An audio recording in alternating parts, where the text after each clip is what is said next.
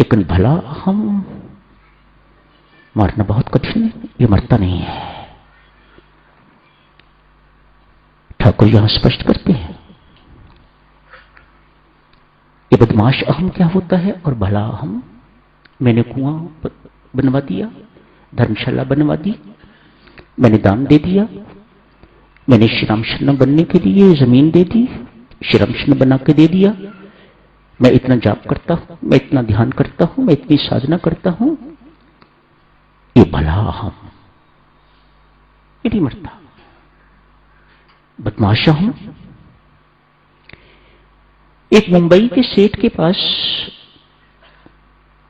एक संत महात्मा चले गए। बहुत बड़े सेठ थे, पूजा के लिए चांदी के बर्तन दिए। संत महात्मा घर में आए हैं, इन्हें पूजा करनी होगी, ठाकुर की जो भी मूर्तियां रखी हैं चांदी के बर्तन दे दिए। उनको सफाई की, मांजना पोछना इत्यादि घर का नौकर करता था। कुछ दिनों के बाद एक कटोरी कम हो गई, स्पष्ट है सफाई करने वाले ने चुरा ली। उस नौकर ने चोरी मान भी ली कि मैंने हाँ चोरी की है, चांदी की कटोरी थी, प्रलोभन में फंस गया, चुरा ली, सजा मिलेगी, नौकरी से निकाल दिया जाऊंगा या मेरी तनख्वाह में से कुछ पैसे कटेंगे। नौकर को इस बात का बहुत बोध है। अतएव संत महात्मा के पास जाके कहता है, महात्मन आप लोग हमेशा अपने प्रवचनों में बोलते हो जो कुछ करवाता है वह परमात्मा करवाता है, ये चोरी करवाने वाला तो वही है, फिर मुझे सजा क्यों दी जा रही है? ये बदमाश अहम, ये तो हम परमात्मा को सौंप देते हैं, लेकिन भला अहम करने वाले कौन है? हम। ये मारना बड़ा मुश्किल, ये नहीं मरता।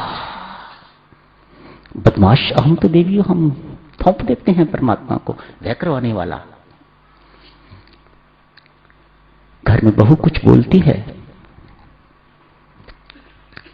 सास सुनने वाली है, चुप रहती है तो कहती है कुछ किया होगा, अब सुन रही हूं। नहीं तो आप सोचो क्या हालत होती होगी। बदमाश अहम तो मर जाता है, ठाकुर कहते हैं, भला अहम नहीं मरता, बहुत कठिन है। तो ठाकुर प्रश्न करता आगे पूछते हैं, तो ठाकुर घबराओ नहीं कहते हैं, भक्ति एक ऐसी चीज है जो इन दोनों अहमों को मार के रख देती है। भक्ति क्या? यही साथी समझाते हैं, भक्ति अर्थात झुकना। बड़ी बड़ी परिभाषा भक्ति की ठाकुर नहीं बोलते। भक्ति अर्थात झुकना, जिससे देवियों सज्जनों झुकना आ गया, समझ लीजिएगा कि उसकी साधना की लंबी यात्रा तय हो गई।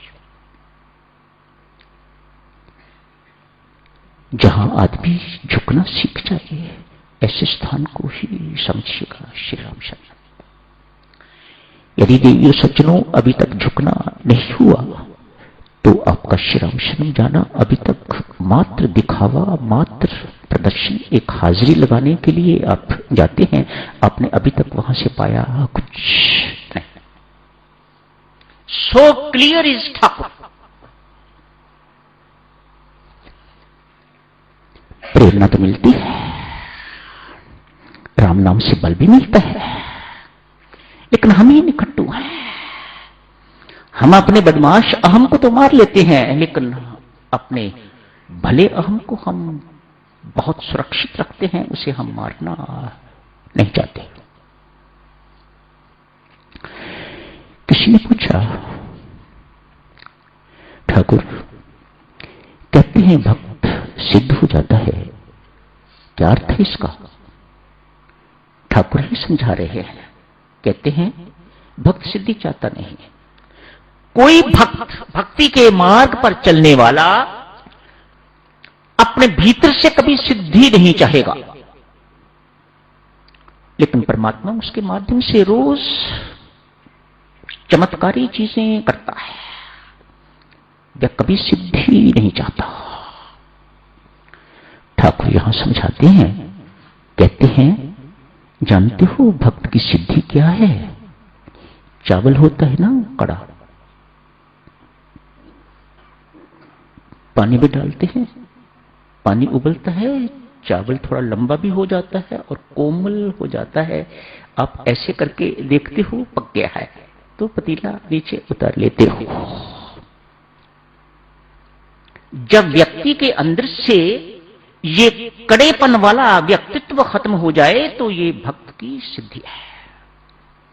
ठाकुर की बातें पल्ले बांधने वाली छोटी छोटी बातें बेटा, जिंदगी में पल्ले बन जाए तो जिंदगी संवर जाएगी, सुधर जाएगी, जिंदगी बन जाएगी। अकड़ मैं कड़ापन, ठाकुर ऐसे शब्द प्रयोग करते हैं इस चावल के लिए। जब व्यक्ति के अंदर से ये चीज मर जाए तो ये भक्त की सिद्धि है। कामना शून्य हो जाए, वासना शून्य हो जाए तो ठाकुर कहते हैं ये भक्त की सिद्धि है। छोटी छोटी बातें हैं। एक दृष्टांत ठाकुर और बहुत सुंदर दिया करते हैं।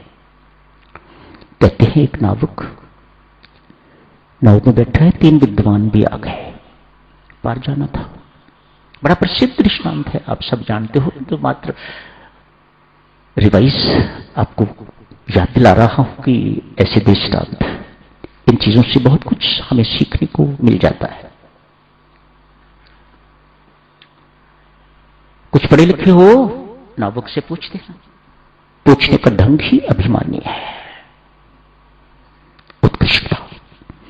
जहां बेटा अपने आप में किसी प्रकार की उत्कृष्टता आ जाए, दूसरों के प्रति हीनता आ जाए तो समझ लीजिएगा आपके अंदर अभिमान खड़ा है, पक्का बना हुआ है। क्यों भाई नावक, कुछ पढ़े लिखे हो कि नहीं? नहीं साहब।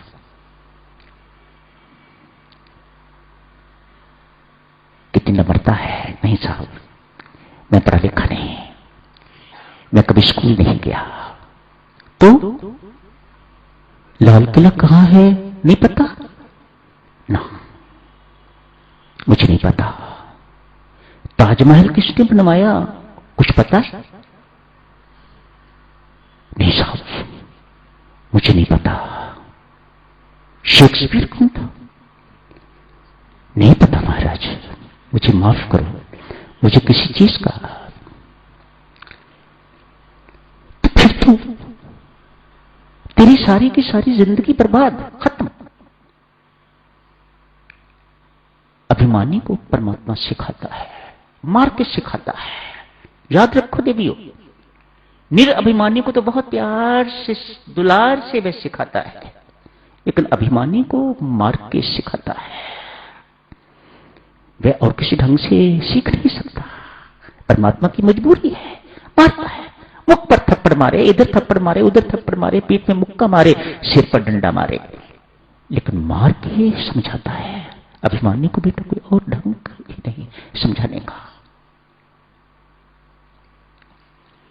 उसी वक्त परमेश्वर की ऐसी करनी, नौका तूफान से घिर गई है। झकोल नाव स्पष्ट है, ये डूब के रहेगी।